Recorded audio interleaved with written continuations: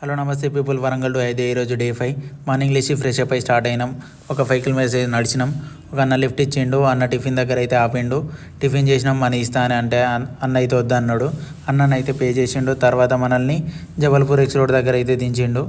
మళ్ళీ నడుచుకుంటూ పోతుంటే ఒక లారీ అన్న మన జై శ్రీరామ్ జెండాను చూసి అయితే ఆపిండు.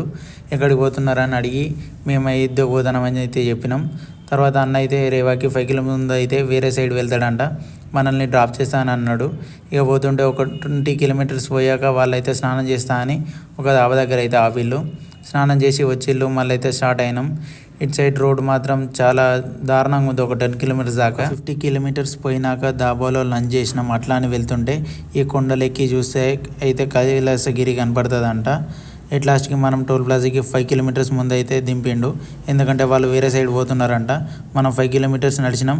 అక్కడ టోల్ ప్లాజా దగ్గర అయితే మన డే 5 అయితే కంప్లీట్ అయిపోయింది.